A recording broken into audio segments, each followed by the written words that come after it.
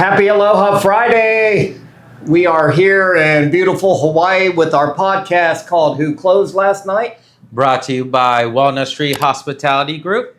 My name's Zach. And I'm Stan. And we're here to bring you a little bit of sunshine. All right.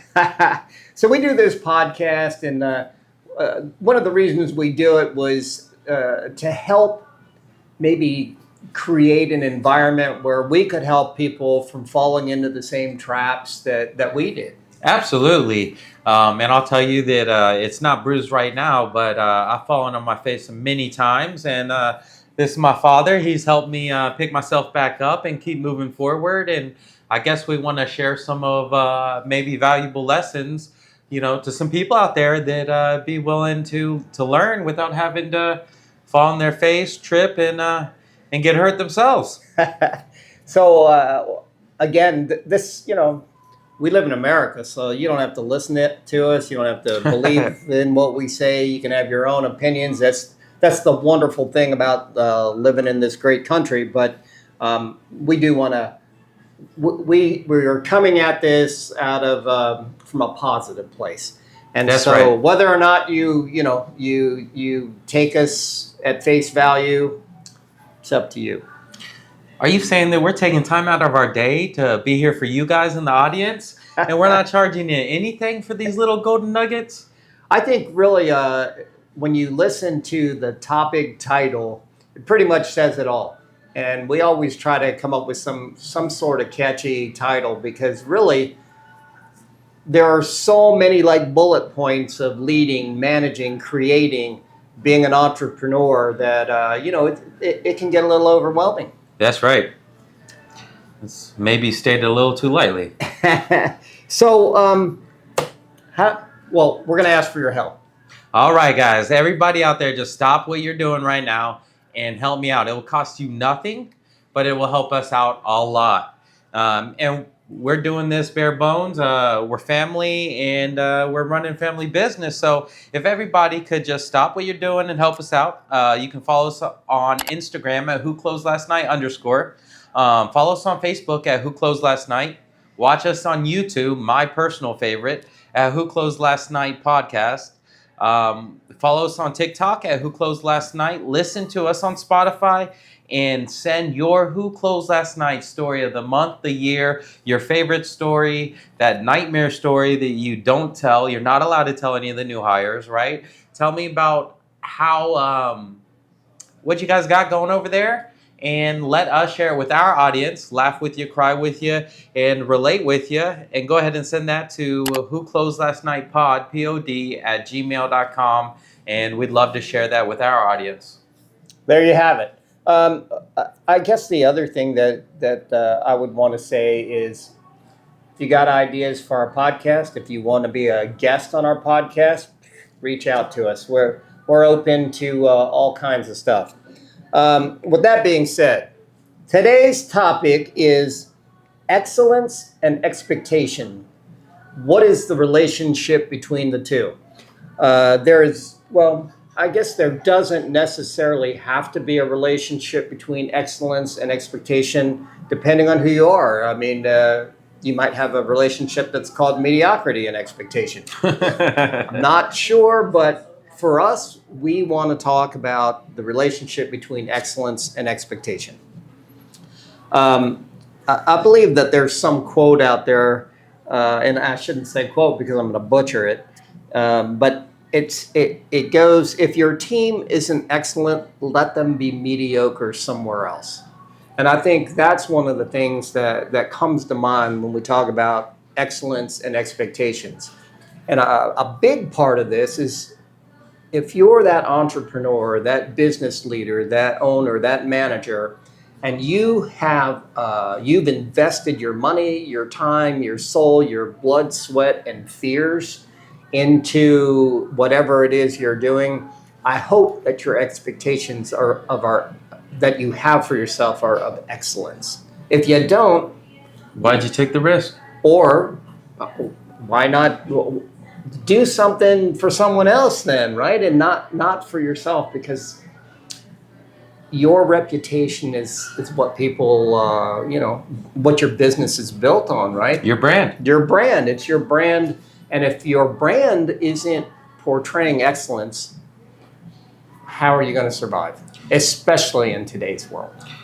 That's exactly right. I think from a maybe a different perspective is if you're assembling a team and you've got some really standout people on that team, they take the initiative, they do the extra mile, they put their own passion and their own they're just top notch. The fastest way to get rid of those people is having some people with low expectations and mediocrity on that team, because they're going to wonder why. They're going to scratch their head and wonder, why am I working so hard and not getting recognized? Or maybe they are getting recognized, but this guy's over here doing the same job as I am, and he's not having the same output as me. And I think that can drive winners away.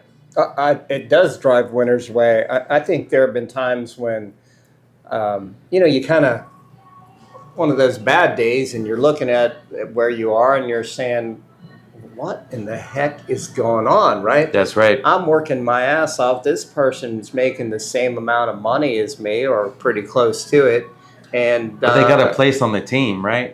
They're on a team. So that Right. team is no longer a team of excellence, right? Right. It's a team of average or mediocrity. And I think the biggest enemies of excellence are average and mediocrity.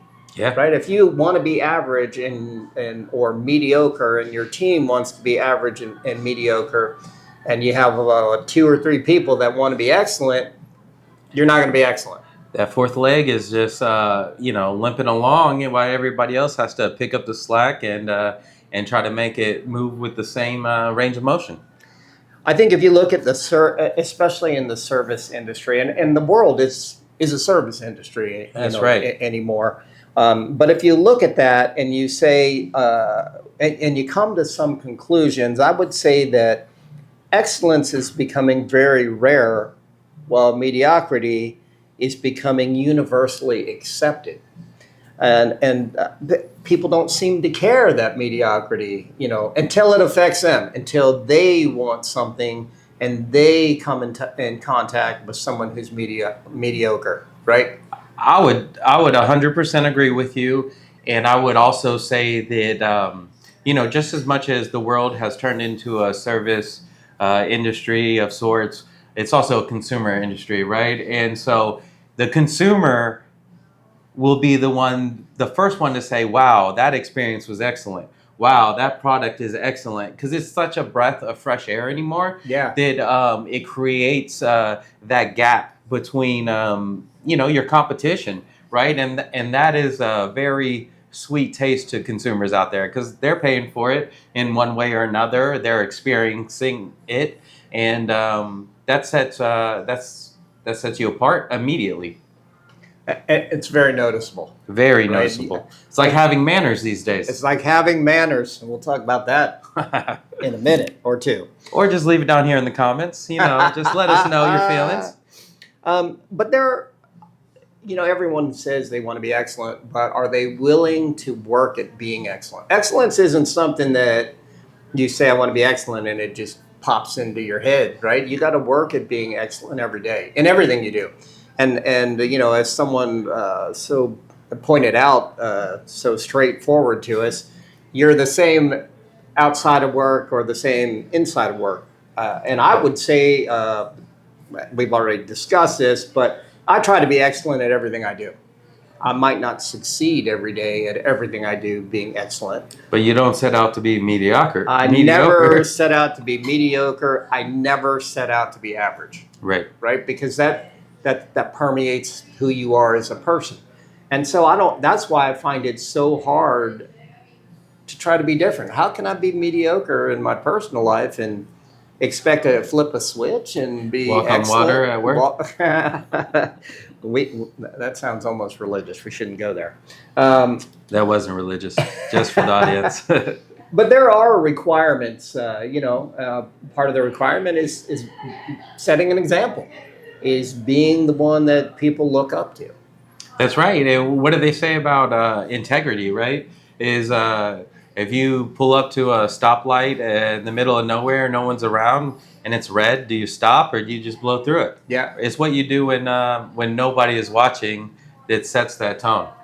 So here's one of those things, and this is so simple, and I think that it's so simple that people overlook it, but it tells a lot about you, right? So you're in a grocery store. You're at a grocery store. All You right. take your stuff to the car, right? I know what you're going to say, I think. And you got a grocery cart, and It's called a wagon in Hawaii. a wagon, and you put all the stuff in your car, and then do you push the cart to, or the corral. wagon to the corral? Yes. That's the first question. The second is, if you're walking by another cart that someone else left there, do you add it to your cart and take them, or to your wagon and take them both to the corral? And we're not just talking about that random cart that's kind of too close to where you decide to park, so you don't want it to roll into your car while you're in the store, because we're all going to push that one away. But like you said, do you take responsibility for the resources you used and were provided by the grocery store? And do you, since you're going that way, do you wrestle a couple other with you? Do you go over and above? Yeah, Right? absolutely. I think, and sometimes I tend to overdo it, but when I'm You walking, just clear the parking lot. I'm just out there putting all the wagons in there. But there are windy days, and sometimes your trash wagon at your house gets blown over, right? That's right. And that means that the guy driving the truck either is going to leave that blown over, or he's got to get out of his truck, put it back upright so he can have his job. arms pick it up and dump it, right? Right. And so when I'm doing my hike or walk or whatever it is in the morning, and I see trash cans blown over, I literally just go put them right side up so that the driver doesn't have to do it. Because I'm walking right by there, I'm like a foot from this thing. Why can't I help? They're your neighbors, right? They're my neighbors. They're fellow citizens. You would want them to do that for you, so you would have an Absolutely. empty trash can after trash day? Absolutely, right? Yeah. And I think that today that expectation of excellence is becoming more and more rare. Wow, I think unfortunately, I think that's true. I mean, it's like switching lanes in traffic, right? Will someone let you over, or someone too consumed with what they're doing that day and where they're going that they're not going to allow you to get over? Yep. So These things are all free. These things are all free. Kindness is free.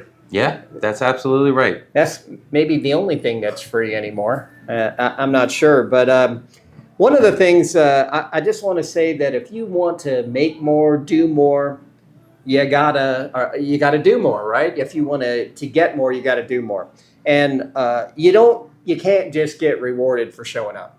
That's right, and although that might be your end game is to get more because you want more, you should do more because it's the right thing to do, right? And I'm not saying pull 100 hours a week because that's the right thing. That's not what I'm saying at all. But if it's in your wheelhouse and what did my mom say? You say, if you can do better, or I don't know, it's something about doing better, right?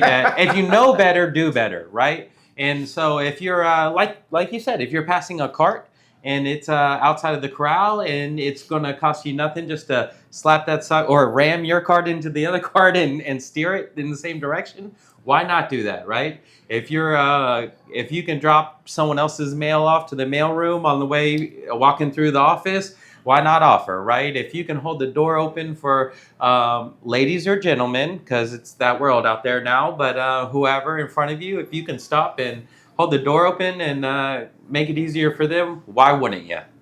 I totally agree with that, but that's the difference between average and excellence. So we started off talking about the relationship between the two, and you have to have that expectation of excellence, right? Or you're never going to get excellent. right? And It's the carrot that leads the horse, right? If the carrot's not excellent, then the horse isn't going to want to, that's the incentive, right? Yep. Or incentive, or direction Or you want to goal. go, or goal. It's Absolutely. the goal, and I guess some people maybe they don't have a goal. That's right. I'm sorry. And that doesn't mean that everyone has to have the goal of being a rocket scientist, right? That's right. But I think whatever you choose to, aspire to, whether that's a business, personal, family, passion, hobby, I think if you're pouring yourself into it, you would want to have an expectation of yourself. Yeah. Well, all of us have hired someone to do some kind of work for us, right? That's right. You go to a mechanic to get your car fixed. You go, you buy water for your water machine, to your dispenser, whatever it is.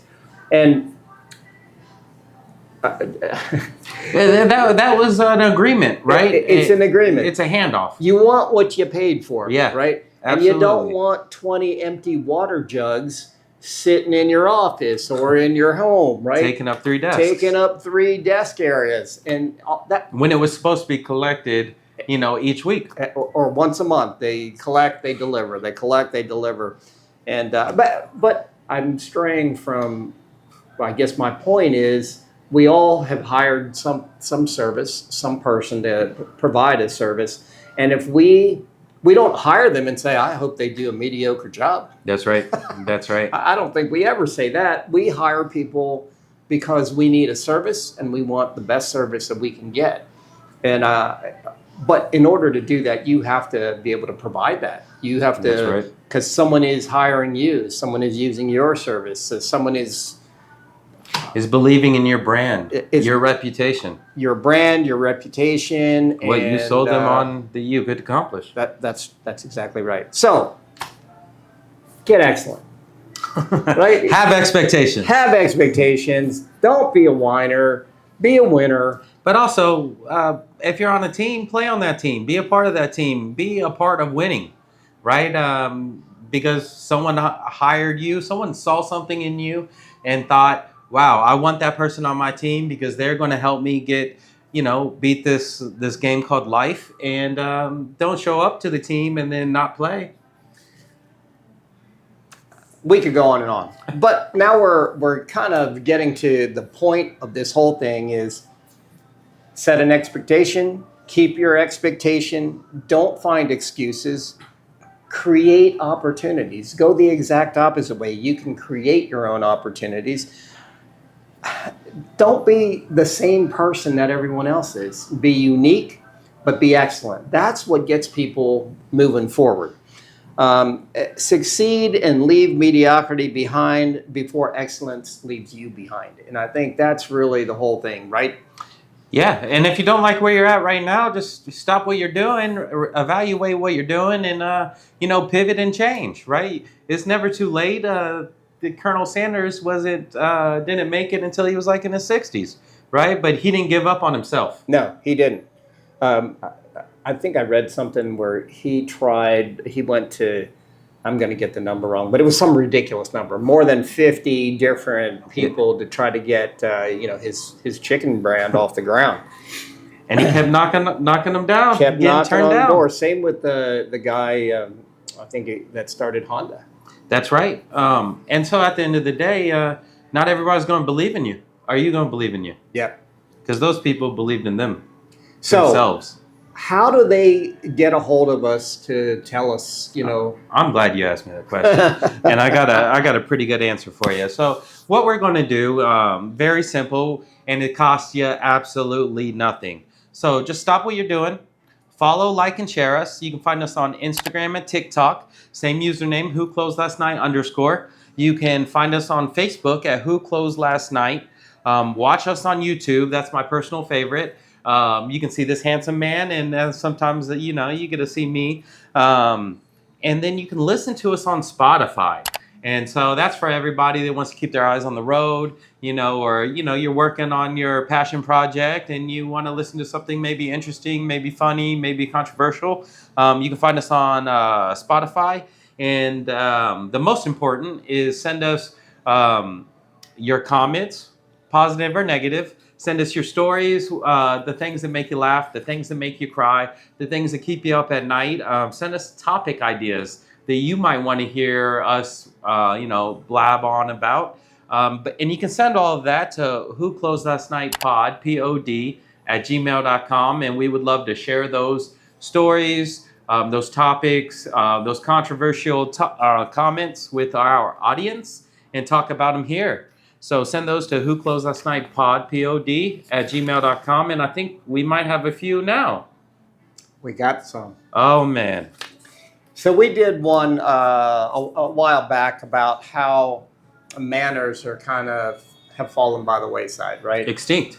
And I think one of my comments was, I prefer for the people that we affect to say you're welcome, because it's the right thing to do, right? And instead of no problem. That's right. Right, and I think no problem in my mind implies that could have been a problem, and you're welcome is just classic. I would agree with you. No problem is like, it's all right. I didn't take offense to that. Yeah. Right? Versus, hey, I was happy to help. I think no problem could be misconstrued, whereas you're welcome it's the way that it's happened for years, right? I'm not saying that that's the right way or the wrong way, but to me, having been brought up as a boomer, I think it's the manners. It's like saying please. What they used to say, this thing, I think it's extinct now, proper English. Yeah, there is no proper English. I'm not even sure there's English, but I guess what I'm saying is, so I get these comments, judging by this clip, this person is acting very entitled. That would be me that was acting very entitled because I wanted someone, I was told, oh, no problem. But do you hold yourself to the same expectation? Wouldn't you say you're welcome? Wouldn't you say my pleasure? I do. That's what I'm right? saying, right? And someone's saying, oh, that's a age thing. It's showing my age. And I don't think, I'm going to say this, I don't think manners has an age limit. I would agree I with think that. manners are manners, and you're welcome means I was glad to do that for you. That's right. No problem. Okay, so maybe younger folks say no problem, and I might say no problem in a different situation, right? That's right. I think that I would react to whatever situation I'm in. But when I'm dealing with a guest or a customer, my verbiage is always going to be, thank you, please, you're welcome. That's right. I'd even throw loved ones in there, right? Yep. If you were doing something for your mom or your aunt or your grandmother, I think I would choose words like "you're welcome," right? Because it's like, hey, I'm glad to help you, right? I'm more than happy to have done that for you or to have been able to spend some time. And it's not, hey, it could have been a problem. Here's another good one. Uh-oh.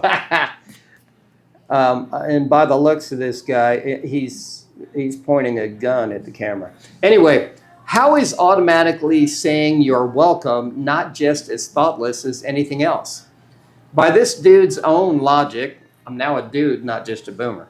When someone says you're welcome, I should instantly become defensive and think, oh, so if I wasn't welcome to it, you'd tell me I wasn't welcome?